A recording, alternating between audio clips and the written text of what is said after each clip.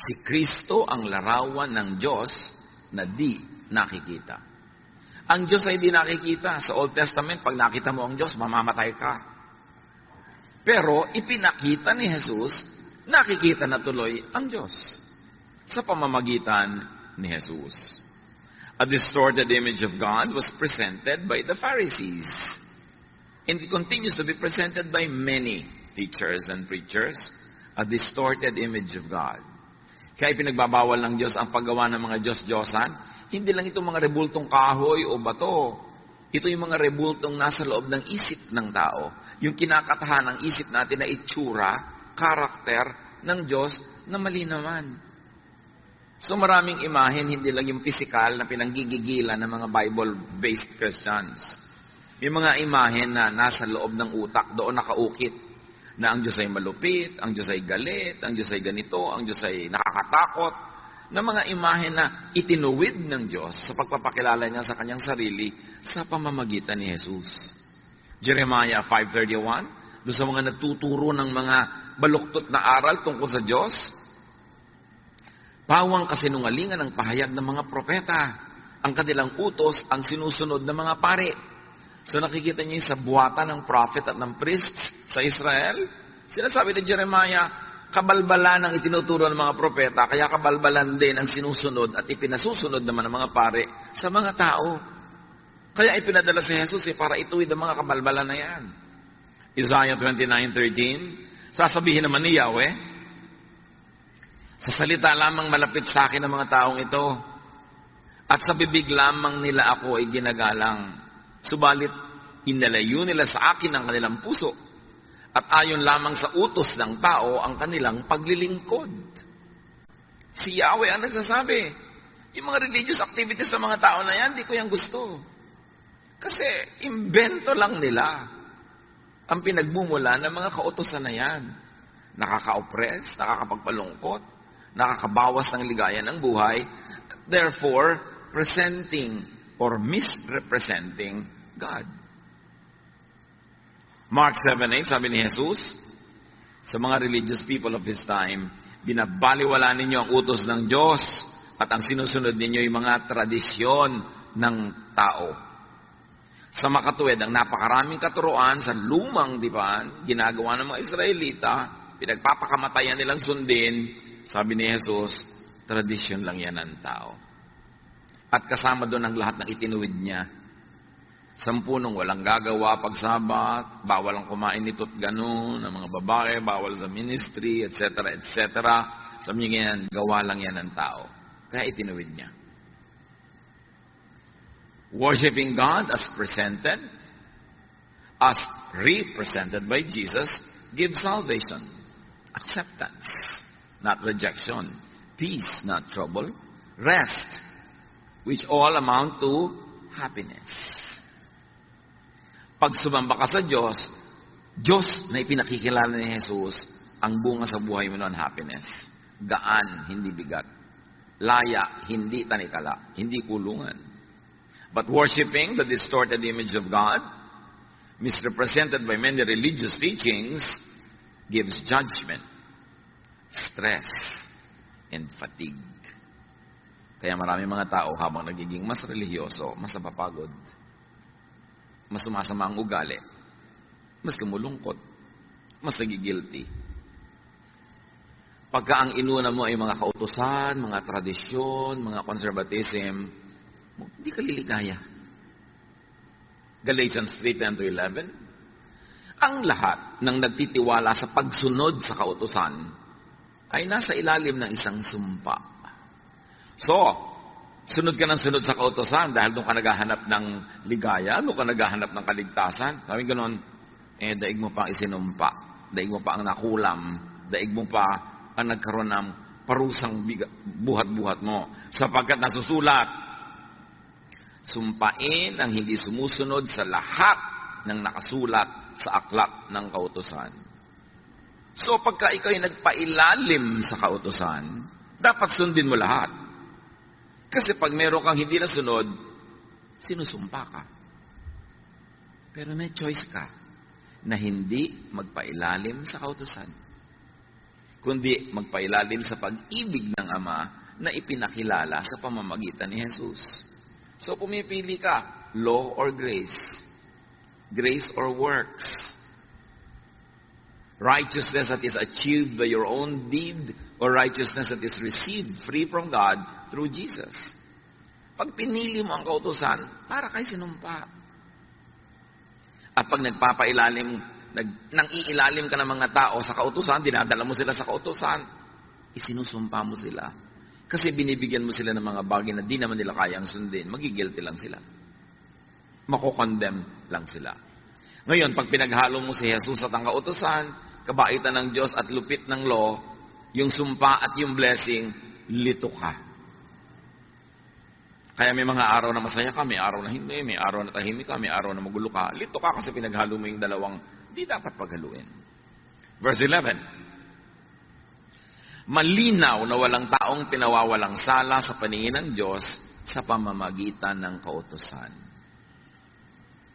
So pag sinikap mong sukatin ng iyong sarili, timbangin ang iyong sarili sa kautusan, lagi kang bagsak. Sayang ang religion. Walang dinalang kapayapaan, kaguluhan lang. Matthew 23, 2 and 4, sabi mismo ni Jesus, ang mga tagapagturo ng kautusan at ang mga Pariseo, ang kinikilalang tagapagpaliwanag ng kautusan ni Moses. Nagpapataw sila ng mabibigat na pasanin sa mga tao, ngunit ni daliri ay ayaw nilang igalaw upang tumulong sa pagpasan ng mga iyon. Pag sumunod ka daw sa mga Pariseo at yung mga modern versions nila today, kasi sinasabi nila, tagasunod sila, tagapagpaliwanag ng utos ni Moses, dinadaganan ka nila ng ubod ng bigat na dalahin at hindi ka nila tutulungan sa paghihirap mo. In fact, dadagdagan nila yun ng pag-uusig at paghuhusga tuwing kulang ka. Lagi ka namang kulang. So, lagi kang pagod. So, be happy. Worship God as represented, as presented by Jesus. Anong Diyos ba yung ipinakilala ni Jesus? Ba't siya ipinadala? Para ituwid ang mali, itama ang liko, liwanag ang madilim. Ipakilala ang Ama sa tamang paraan. Napakahalagang makilala ang Ama sa pamamagitan ng anak. Because He is the image of the invisible God. So stay happy. Keep worshiping. Pwede ka naman magdasal sa bahay eh. Pwede ka naman magbasa ng Biblia sa bahay. Pero bakit pa magpapagod ka, tatawid ng ulan o alikabok, init o lamig? Because there is happiness in corporate worship. Pagka mga anak ng Diyos ay nagsasama-sama para magpuri, magpasalamat, bumababa ang luwalhati ng Diyos in a very special way. So defend and protect your worship from the thief. May magnanakaw eh. Ninanakaw yung worship. In fact, dumating ka na nga sa worship place, hindi ka pa rin maka-worship kasi nainis ka, nanakawan ka na naman. Kasi naghanap ka ng mali, nanakawan ka na naman. O nagpapaabala ka sa text na wala namang katuturan habang nag-worship ka, nanakawan ka nun. Kaya textan mo, hoy, magnanakaw, tumigil ka. Ninanakawan mo ka ng worship time ko eh. Diba? Yung mga dumadapo sa isip mo na kung ano-anong mga guni-guni, mga alalahanin, ninanakawan ka. Nandiyan ka na nga, nanakawan ka pa rin. Sayang naman. Buti pa, di ka na dumating, pa di ka nagastos ng pamasahe, oras, yung pala nananakawan ka rin eh. Kaya dapat ipaglaban yan. John 10:10, dumarating nga magnanakaw para lang magnakaw. Pumatay at manira. Naparito ako upang ang mga tupa ay magkaroon ng buhay na masaganang lubos. At yun ang gusto ng Panginoong Diyos, ang Ama sa langit, na ibibigay ni Jesus sa atin, kalinawan ng isip para tayo lumigaya sa buhay. At isa doon, maunawa natin yung ligaya, ma-enjoy natin yung ligaya ng pagsamba. There is happiness in worship. Marami sa mga nade-depress, isa sa mga nangyayari sa buhay nilang unang-una, tumitigil silang mag-quiet time, manalangin, mag-devotion. Tapos tumitigil sila na mag-Bible reading, Tumitigil silang mag-pray, at tumitigil silang sumali sa family, group, corporate worship. Kaya palala ng palala. Psalm 89:15, mapalad ang taong sa'yo'y sumasamba. Sa pagsamba nila inaawitan ka, at sa pag-ibig mo'y namumuhay sila. Kaya yung mga taong laging, ayoko pong sumali ng choir, ayoko pong mag-Sunday school teacher, ayoko magkaroon ng ministry, kasi madalas hindi ako nakaka-attend. Lalo kang sumali. At mas mahigpit yung leader mo ng pag-check ng attendance, pinandidilatan ka na, halos maghulaglag ang mata niya pag late ka, blessing yun sa'yo. Kasi nauobliga kang dumating. Kasi pag dumating ka na, ikaw na yung mabe-bless. Alam niyo yung pagdalo sa mga gawain ng Panginoon? Yung minsan tinatamad ka, ayaw mo, meron kang negative feeling, habang papunta ka pa lang yun, kasi dinajablo ka eh. Pero pag nandun ka na, ang totoo nun, nagpapasalamat ka na, ay salamat, dumating na ako. At pag pauwi ka na, nagpapasalamat ka, salamat, ipinaglabang ko to, kasi meron talaga ako na pala. Yung struggle, sa papunta lang yun. Doon kayo dapat magwagi. Kasi, talagang nanakawan ka. Psalm 63:1, in my heart, I long for you, as I would long for a stream in a scorching desert. At ang ginawa dito ang halintulad ay usa na nagtatatakbo ng ubod ng bilis sa napakainit na desyerto. Kaya as the deer panted for the water, so my soul longs after thee. Panted, ibig sabihin nun yung humihinga ng ubod ng bilis kasi uhaw na uhaw, pagod na pagod. As the deer pants for the water. Hindi yun isang piraso ng pantalon. Buntong hininga yun. So, napaka-importante kasi sabi niya, para akong usa. Uhaw na uhaw ako pag malayo ako sa iyo. Ikaw ang tubig ko, ikaw ang aking living water. So, can you imagine kung gaano uhaw yung mga taong hindi sumasamba? Pero madalas hindi nila alam na yun ang dahilan ng pagkauhaw nila. So, worship lifts God up. And in the process, the worshiper is also lifted up.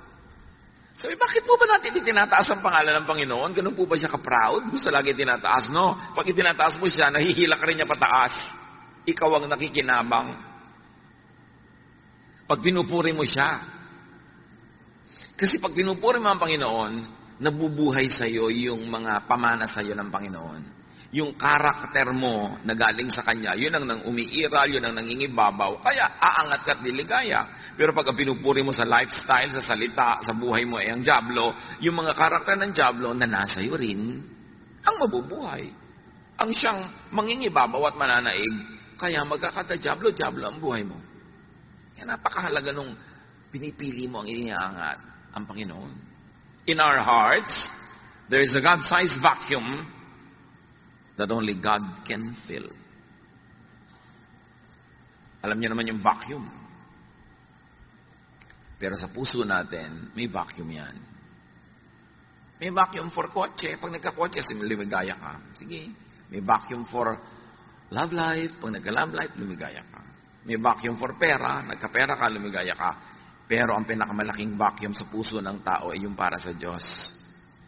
At liban na lang na nandun ng Diyos, kahit mapuno lahat yung ibang vacuum kanina, nagka-kotse ka, nagka-love life ka, nagka-bahay ka, nagka-pera ka, pag wala yung Panginoon sa vacuum niya, hindi ka maligaya. Pero pag ang Panginoon nandun na sa vacuum niya, kahit yung iba wala pa, maligaya ka na rin. Dala ka na. There is a God-sized vacuum that only God can fill. And a lot of that is filled in corporate worship. Kaya ipinaglalaban natin yun eh.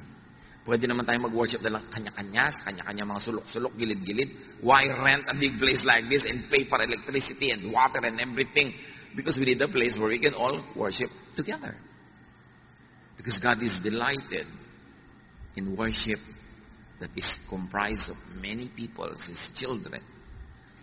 At sa worship na yun, hindi lang yung nagkakakanta ka, nagdadasal, nagkakakilala kayo, nagkakatulungan, nagmamahalan kayo. Yun pa ang dapat ma-achieve. Kaya merong corporate worship. Psalm 42 verse 2, my soul thirsts for God, for the living God. Kaya marami mga tao, depressed po ako, malungkot po ako. Ano mo, Diyos lang yan. Ang kulang. Kailangan lagay mo siya at yung lahat iba susunod na. Although marami pang ibang pwedeng gawin para yung mga depression na yan ay matanggal, pero inuuna mo yung relasyon mo sa Diyos. Kaya tayo tinuturuan. Ba't ba tayo tinuturuan laging be thankful? Maibig mo sabihin, ang gulgulo na ng buhay ko, be thankful? Yes. Kasi pag inisip mo yung dapat mo ipagpasalamat at nagpasalamat ka, ang nabubuhay sa iyo yung espiritu ng pagpapasalamat, hindi yung pagrereklamo. At pag nabubuhay yung espiritu ng pagpasalamat, nagiging magnet yon para lahat ng magagandang bagay magdatingan sa buhay mo. Kaya ka tinuturuan to be thankful. Hindi ka para utuin. O hindi ka para mag-in denial na hindi naman ka masaya, pupuri ka. Hindi ka nga masaya, kaya magpuri ka at sasaya ka. Dalawa lang yan mga kapatid. Ang saya-saya mo, kaya ka nagpupuri sa Diyos. O ang lungkot-lungkot mo, kaya magpuri ka para ka sumaya. Pareho ang effect. So if you have enough reason to thank God. But if you have no reason, you think to thank God, all the more that you should thank God. Para bukas ang isip mo, na oo nga pala, maraming dapat ipagpasalamat. That's why you should count your blessings. Yung sumasamba, bakit ganun? Pagka hindi sumamba, parang kulang ang buhay. Kasi nakita na nila ang luwalhati ng Panginoon pag sumasamba sila.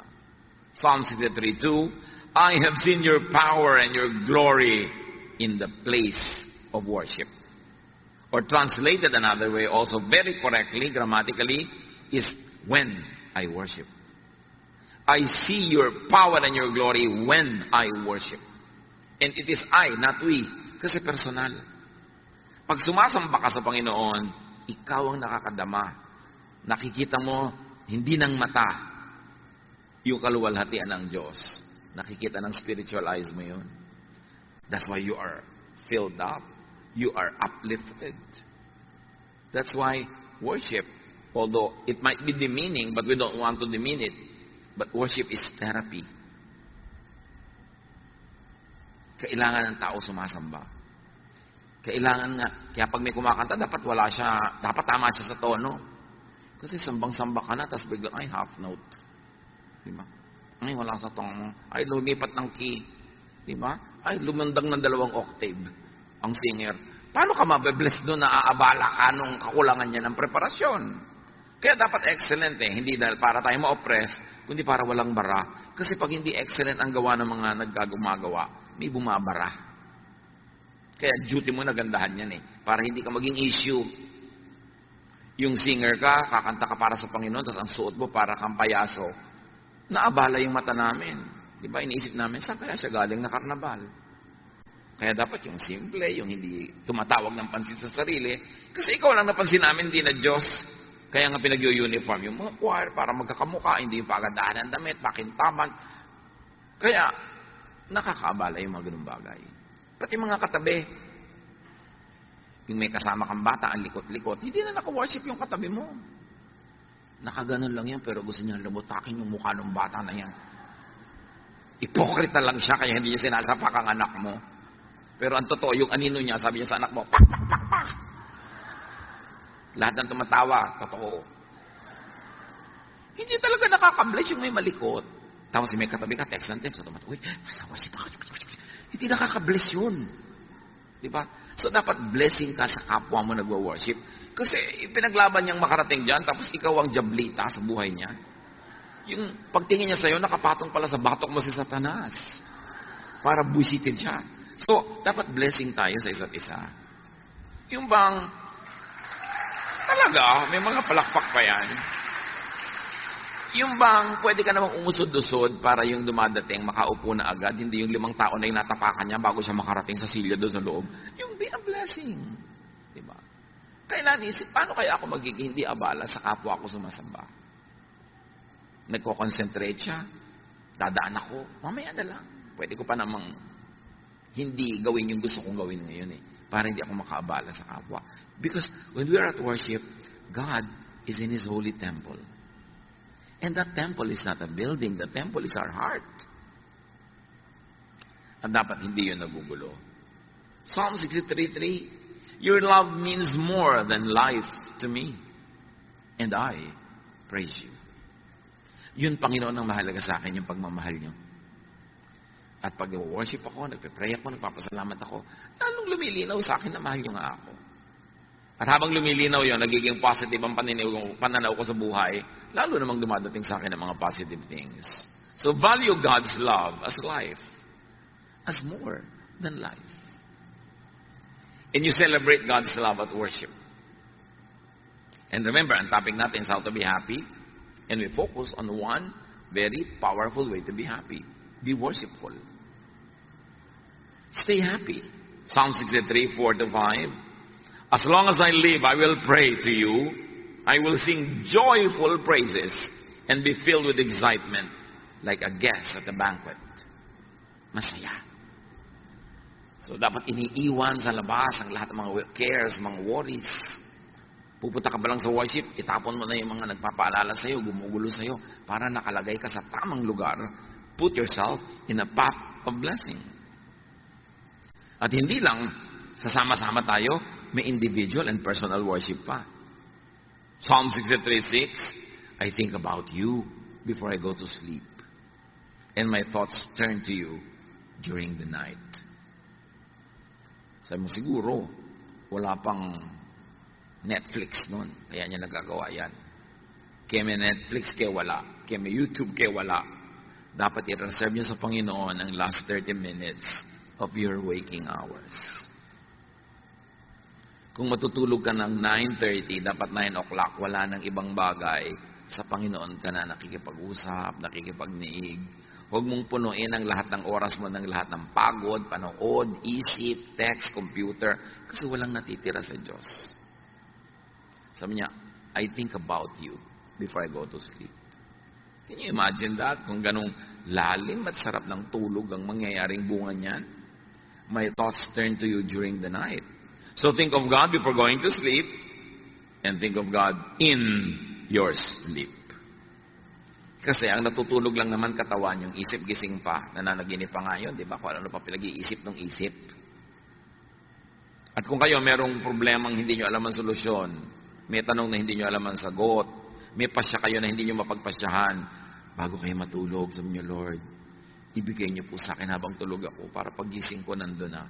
It works. But you have to think of God before you go to sleep. You have to dedicate your sleep to God. Psalm 63, 7-8. You have helped me, and I sing happy songs in the shadow of your wings. I stay close to you, and your powerful arm supports me. Deep happiness, joy is in dwelling in the house of the Lord. And that house is not always a physical house. Most importantly, it is your mind. Make your mind, make your thought the habitation of the divine. Gawin natin ang ating isip na tahanan ng Diyos, hindi tahanan ng kung sino-sino. Joy is in being in a state of spiritual oneness with God and God's family. Kaya nagtuturo ng forgiveness. Kaya nagtuturo ng helping one another para may love. At pag may love, may iba pang napuproduce na happiness para sa bawat isang participant in the production of that love. Pag may minamahal ka, may pinapatawad ka, may nare-release na blessing sa kanya at sa iyo at sa lahat ng nakapaligid sa inyo. And that blessing is more than the sum total of everything you do.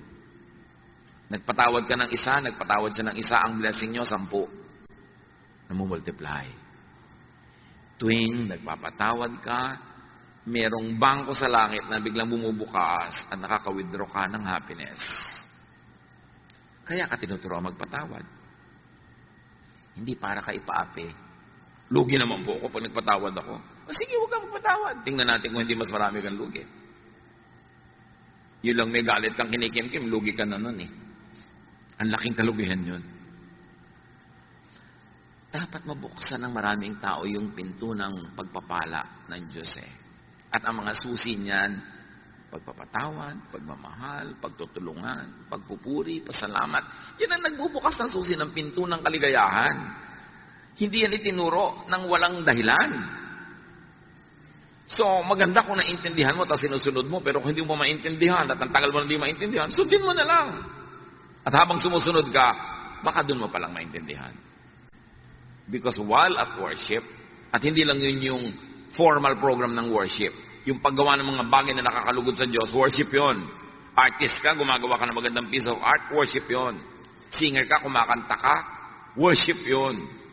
At walang secular o holy songs, lahat ng songs sa Diyos. Ang mahalaga yung content. Pinupuri mo ba ang Diyos? Kahit pinupuri mo ang bulaklak na sampagita, pinupuri mo na ng Diyos noon kasi siya ang gumawa ng sampagita. May mga churches, bawal kumanta ng secular song. Ano ba yung secular song? Sino umimbento ng kahulugan ng secular? Walang secular. Because the earth is the Lord's and everything in it. Lahat sa Diyos. Ang mahalaga, paano mo ginagamit yon? Nakakaluwalhati ba sa Diyos? O hindi? Pwede po ba kami kumanta sa worship ng sampagita flower? Pwede. Basta ipaliwanag mong sa pagpuri mo sa sampagita, ang pinupuri mo ay nag-create ng sampagita. Aamoy-amoy ka pa din. Papasalamat ka sa Panginoon sa scent ng sampagita. Kaya lang, baka naman mamaya yung kanta mo na tungkol sa talong, okra, bahay kubo na yun. So, why not? Pero huwag naman laging puro ganun dahil hindi naman malinaw lagi yung mensahe nun Pero why not? For variety. Basta God glorifying. Napakahalaga na makita mo na you can worship God through anything and everything you do. Kung ikaw ay nanay, wala kayong kabudget-budget, ang ulam nyo lang kamatis at saka tuyo. Basta mo nalang ibinato kaldo sa kapraso mong plastic na plato yung kamatis at tuyo.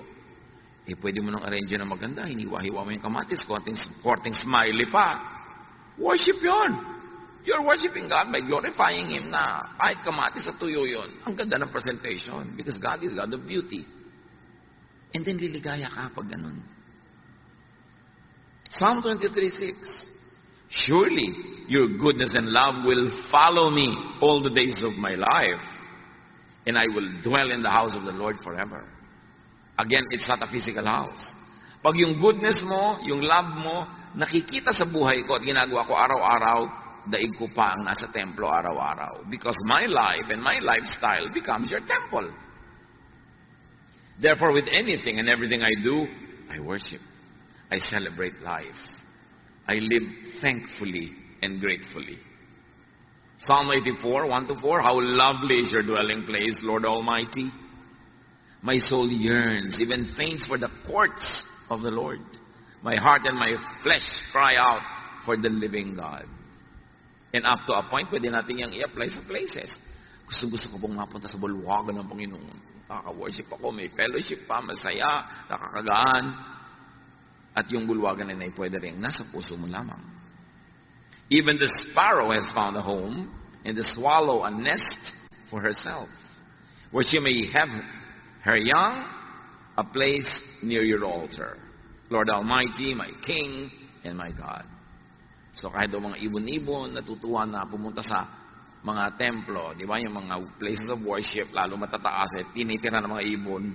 So it's a kind of metaphor na kahit mga ibang mga nilalang ng Diyos, gustong lagi nilang nasa malapit sa templo. Again, the temple should go beyond the physical meaning, but go to the spiritual meaning. I like to be near you, to behold your beauty, to sing of you, about you, and to you. Blessed are those who dwell in your house. They are ever praising you. So happiness actually is really emotion. And emotion is nothing but brain and blood chemistry. So pwede natin na ayusin ang ating blood and brain chemistry para mag-create ng emotion that is happy. Yan ang ginagawa ng mga maraming therapists.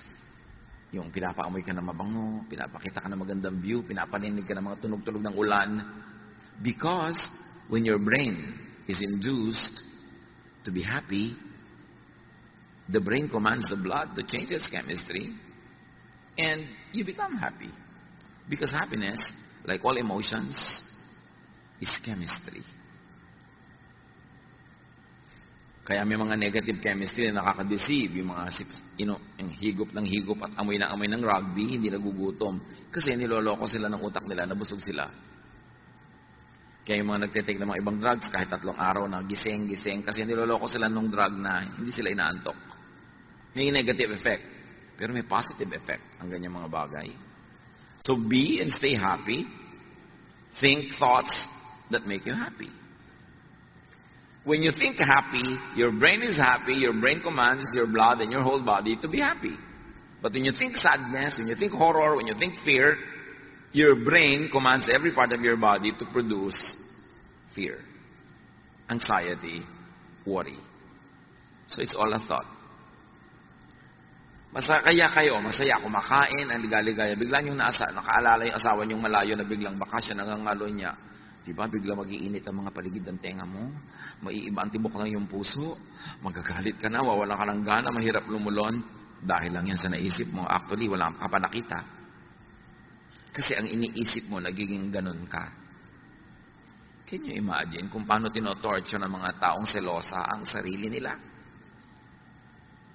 Ng mga taong mainggitin, mga taong magagalitin, mga taong mapaghanap ng mali, tinotorture nyo ang inyong sarili. Kasi kung anong isipin ninyo, yun ang iuutos ng utak nyo sa lahat ng bahagi ng iyong katawan na sundin. That's why you can think yourself into happiness. You can think yourself into sadness. That's why it's very, very important to be in command of your mind, of your brain. If you think happy thoughts, you'll be happy. Kaya sabi sa Philippians 4:8, what is praiseworthy, think of it. Yeah. Whatever is pure, whatever is godly, whatever is beautiful, whatever is praiseworthy, think about such things. May nagpadala sa'yo ng pagkain, hindi masarap, iisipin pa, iniinis niya ako. Pinapadala niya ako ng matabang na sinigang. So ano mangyayari sa'yo? Di negative ka, lulungkot ka, magagalit ka. Pero inisip ko, wow, kahit walang lasa, at least naalala ako. Gawin ko ng fertilizer. Di ang saya mo, nasa pag-iisip mo lang yan eh. You are what you think. You are how you think. So, can you imagine when you are angry or jealous or discontented, nilalason mo ang iyong katawan. Kasi lahat ng negative thoughts, nagre-release ng toxins in your blood. So, nilalason mo ang iyong sarili. Kaya tayo inuutosang, magpatawad ka na. Kalimutan mo na yan. Hindi ko pumalimutan. Sige, talaga namang may brain ka kasi. So hindi malimutan kasi may memory ka. Pero magpatawad ka na rin. I cannot forget po. Sige, forget na forgetting. Just forgive. Think of God. Yan ang pampasaya. Pero kung iniisip mo, Diyos ko, malapit na yata second coming. Judgment day na, end of the world. Di negative na naman ang naisip mo. Huwag mo pag-iisipin yan. Problema yan ng Diyos. Sabi nga ni Jesus, ako nga, hindi ko alam kung kailan. Buti ka pa, alam mo. Di ba? Nadaig mo pa ako, alam mo yung date. Tapos pag hindi nangyari, may mga kung ano-ano kang palusot. Ay, may blah, blah, blah, blah. Ang isa lang ang ibig sabihin, mali ang prediction mo. And if what a prophet says does not come to pass, he is a false prophet. Ang dami na. Naglagay ng mga petsa, oras, so hindi natuloy. Kasi marami pa kayong kasalanan, binibigyan pa kayo ng God ng second chance. Palusot. Palusot yung mga nagbibigay ng mga date, tapos hindi naman natutuloy. Huwag yung iniisip yan. The idea of and about God should be happy, not sad. Restful, not burdensome. Assuring and peaceful, not fearsome. It should be loving and forgiving. Not hateful, not vindictive, and definitely not judgmental. Huwag kayong kakampi sa isang political party, sa isang bansa, sa isang lahi, sa isang relihiyon, kahit malupit sila sa iba, in the name of God, bola yon. God will not want you to have any part in any violence, unkindness, in anything that robs people of happiness or dignity. Tapos done in the name of God, dapat matalino na tayo by now. Minamanipulate tayo ng mga ganyan. So, you want to be happy, think of the God presented and represented by Jesus. And then, do activities that make you happy. May mga iniisip, may mga ginagawa. Physical. Kasi happy feelings create happy activities. Di ba pag happy ka, yung feeling mo, gumagawa ka ng happy activity. Halimbawa, ang saya mo, magluluto ka ng special para sa pamilya mo. Pero kung wala kang happy feelings, walang happy activities, baligtarin mo. Wala kang happy feelings, gumawa ka ng happy activities na magke-create ng happy feelings. It works both sides of the equation. Happy feelings can create happy events, but happy activities can create the happy feeling. So kung wala ka ng happy feeling, gumawa ka ng happy activity, that's under your control. You can do that. And then, maiiba, mare-reverse, sasaya ka at ang iba. You cannot always control what you could do, your physical situation, but you can direct your thought. Si Paul and Silas, sa paggawa ng mabuti, sa pamamalitan ng tungkol kay Jesus, nakulong. Di lang nakakulong, dinala pa sa malalim na dungeon. Di lang yon, itinali pa ng mga kadena at bakal ang kanilang mga paa at kamay sa pader. Hindi ka makakamot, biruin mo yun, hirap nun. Pag may kumate, tinuka ka ng lamok, whatever, nauuhaw ka, gusto mo punta sa toilet, di mo magawa. Dapat magreklamo ka na sa Diyos, Lord, I serve you. Bakit ako nandito? But Paul and Silas sang hymns. Because you can choose. Whatever it is that you are going through, you can choose to complain or to be thankful, to be negative or to be positive. And because they were very, very positive, and they sang hymns, and they lifted God up, and all the other prisoners were blessed through their singing, and they forgot their own sorrows and their own complaints, God sent an earthquake that shook the very foundations of the place. Dahil sa pagpuri. Induce desired thoughts and emotions in your brain. Kumbinsihin mo yung isip mo, akayin mo yung isip mo na magpakasaya at aakayin niya ang lahat ng bahagi ng iyong katawan na sumunod. Romans 12:2, be changed by the renewing of your mind. And if I may extend that, change your situation outside of you by changing the thoughts inside your mind. Because it is the thought that is the habitation of God. And it is through thought that the power of God can be made real in our lives. Yan ang dapat natin i-develop, yung mas transcendental, yung mas invisible aspect of the faith, which is really mental discipline. Create happiness in your heart and your mind. At pwede ka nun, either masaya ka, so kumakanta ka, or malungkot ka, kumanta ka para ka sumaya. Pero huwag naman ang kakantahin mo yung tuwing lulubog ang araw.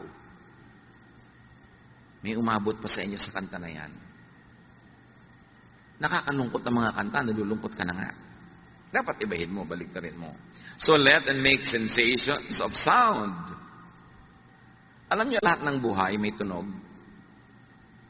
Yung tinetest ka dito ng takbo ng ugat sa iyong leeg, pag pinakinggan mo yung machine, gumaganyan-ganyan, yung pala hindi mo nadidinig, pero through a machine, dinig. Because lahat ng life may sound. Kaya, punuin mo ng sound ang buhay mo, music. Para ka sumaya. Or sight. Tulad nun, pag nakikita na yung temple, lumiligaya sila, or whatever the equivalent is in your life. Make sensations of smell and scent. Bakit sa Bible, ang dami-daming, you anoint my head with oil, my cup overflows. Surely goodness and love will follow me all the days of my life. The anointing of the oils in the Old Testament, in many ancient traditions, are healing ang effect. Soothing to the emotion, comforting to the body. At yung mga oils na yun, hindi yung mga katulad ng oil na malalagkit, yung mga malalagkit na galing sa petroleum products. 3 araw na nasa balat mo pa, hindi yun ang oil na pinag-uusapan, yung mga pure. Dahil talagang laging healing yan. Sabi niya, anoint the sick with oil and they get well. So may healing powers talaga. Yung amoy, yung flavor, at yung dating sa yung balat.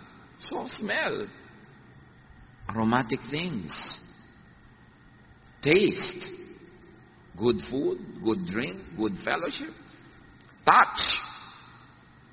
That's why the laying on of hands are supposed to heal. Because touch heals. May mga kamayan, may mga hug-hug. Kasi nakaka-heal yun. And all of this lead to produce happiness. Happiness thoughts, happiness chemistry. So maraming paraan para sumaya.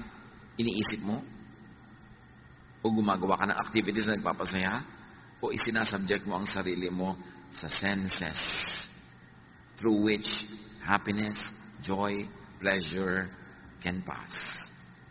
Si Elisha sa 1 Kings 19, this wonderful, powerful prophet of God wanted to die. Pero nabaligtad yun. Matapos makakain, makatulog, at makipag-fellowship with an angel. Do the same. Ang dami-dami ko natatanggap ng mga tanong sa Facebook at kung saan-saan, nade-depress po ako, nalulungkot po ako, bla bla bla. Ano pong pwede kong gawin? Well, change your body chemistry. Uminom ka ng masarap, kumain ka ng masarap, matulog ka, kung pagod ka, kung sobrang tulog na, gumising ka. Get out of your bed and be active. Fellowship with people. Do something enjoyable. Pag hindi naman nilayasan kanyang lungkot na yan eh. Di ba? Resist the devil and he will flee from you. You don't have to fight the devil. You just have to resist. So may spirit of sadness, resist it. How do you resist it? Not by entertaining it. Nalulungkot ka na nga, magkukulong ka pa sa kwarto, di na solo ka ng diablo. Nalulungkot ka na nga, ayaw mo pang kumain, nade-depress ka na, ayaw mo pang gumalaw, lalo kang malulungkot. Dapat baguhin mo ang situation mo. Now in life, you can be the recipient of happiness, meaning you're naturally happy because there are things that make you happy. Or if you are not a naturally happy person, then be the producer of happiness. Umimbento ka ng kaligayahan. At through lahat ng pinag-usapan natin mula kanina pa, na kung gusto nyo, uulitin ko lahat. Pero hindi naman, natatandaan nyo naman eh. Diba? Make yourself happy. Think of God. Change your thoughts. Use physical things to make you happy. Senses, smell, sight. Create and produce happiness with directed thought. If you don't direct your thoughts, the devil will. That's why you have to control your thoughts. Direct your thoughts. Create and produce happiness with activity. Kaya malaking therapy yung may ministry, lalo kung committed ka talaga, kahit na tinatamad ka, medyo mabigat ang pakiramdam mo, dadating ka pa rin, ang ending sumaya ka. Na iba ang takbo ng iyong buhay. Create happiness with sensations, with aroma, with taste. Anoint with oils. Very important yun. Makikita mo yung ministry ng mga ganung bagay. 1 Corinthians 9:27. Subalit pinahihirapan ko ang aking katawan at sinusupil ko upang sa gayo hindi ko ako maalis sa paligsahan pagkatapos kong mangaral sa iba. Now, bago kayo maghampas-hampas sa sarili at magpahirap, ang tinutukoy lang naman ni Pablo dito, nag-i-exercise ako ng self-control para yung goal ko mangyari. Yung katawan ko tinatamad na bumangon, ibabangon ko yan kasi ang tagal ko na nakahiga eh. Yung katawan ko gustong maging mapagsarili lamang pero lungkot naman ang bunga. Well, pipilitin ko ang katawan ko na makisalamuha, makipagkapwa dahil baka yun ang nawawalang element sa aking buhay. Philippians 4:13, ang lahat ng ito ay magagawa ko dahil sa lakas na kaloob sa akin ni Kristo. Sabi natin kanina pat paulit-ulit, worship the God presented and represented by Jesus. What is the image of God and the image of heaven that Jesus presents?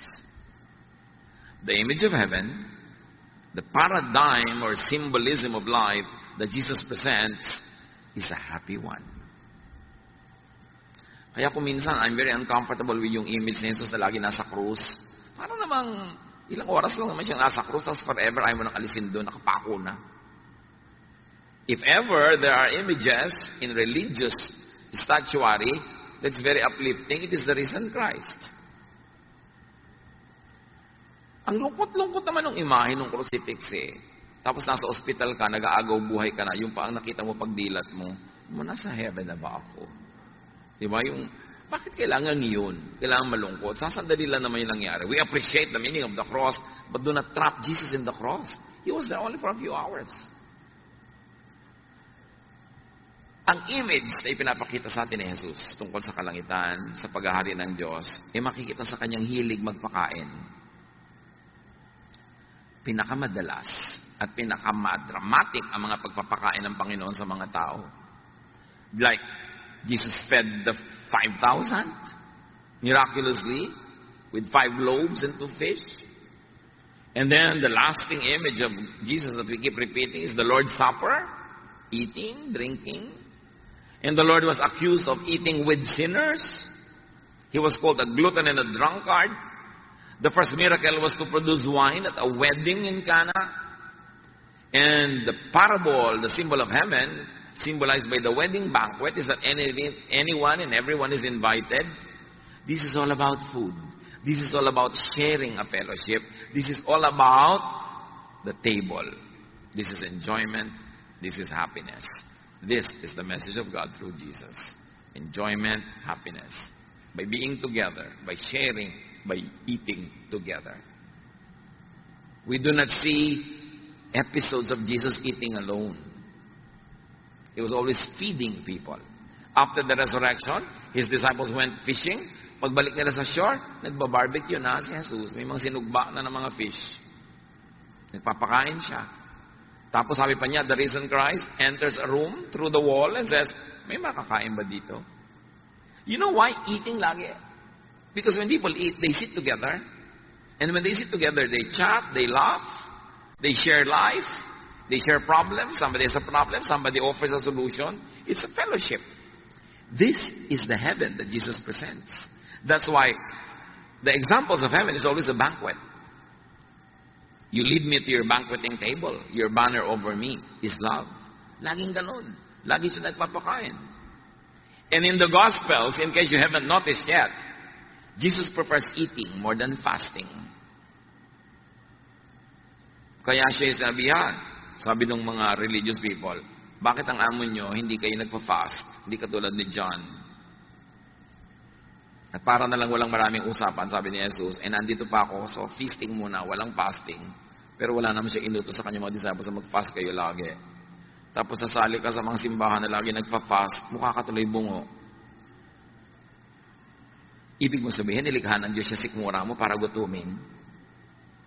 Paminsan-minsan, may fasting, it could be healthy, it could be helpful, but it was never glorified by Jesus. In case you forgot that Jesus is the model, He is the image of the invisible God, and His image of heaven is a banqueting table. In fact, napatunayan na ng science sa mga sobrang nagda-diet, nagda-depress.